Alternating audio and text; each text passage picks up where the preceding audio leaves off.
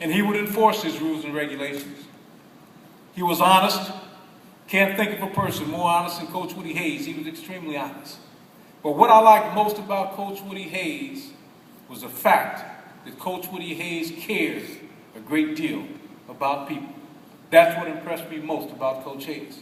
And I'll never forget when he recruited me out of high school to play football for him at Ohio State University. He actually kind of recruited me kind of late. I was in wrestling season in my senior year of high school. And he called up my wrestling coach and asked if he could speak with me over the telephone. Coach let me out of practice to talk with Coach Hayes, got on the telephone, and we had a great conversation. And during the course of the conversation, he invited me to dinner that night at his favorite restaurant. Some of you probably remember the old Highlight restaurant. I hurried home that night, got dressed up to go to dinner with Coach Hayes, all excited about the opportunity to talk to Coach Hayes about going to Ohio State University. Got to dinner, and it was a good dinner. But I got to tell you, at the end of the dinner, I was a little bit disappointed. Went home that night, and my father asked me how the dinner went with Coach Hayes, and I said, Daddy, you know, I don't think he wants me to play football for him. My father said, well, why do you say that? I said, because he never said one thing to me about football.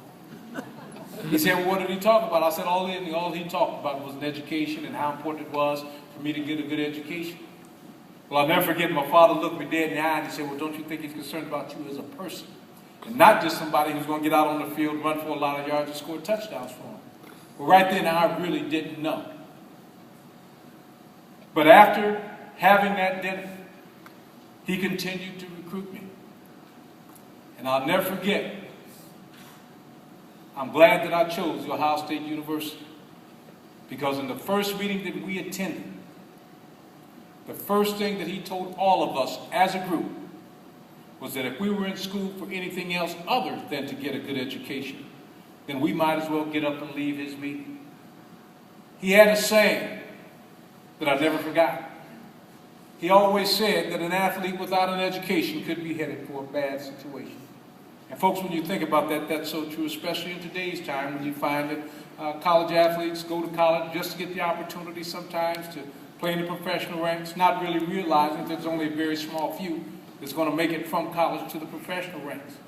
You know, I don't know if any of you have ever looked at the numbers, but if you look at the numbers, I think you will find that they're truly astounding, because every year in college football, there's over 50,000 or so athletes that play the game.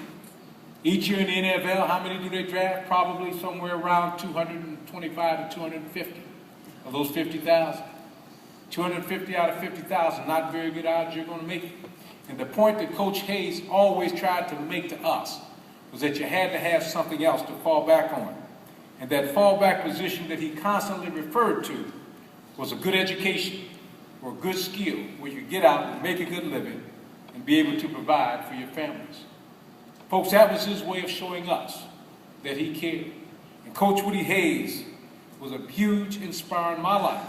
Not just because he was a great football coach, and again, he certainly was that, but mainly because of the way that he cared about people.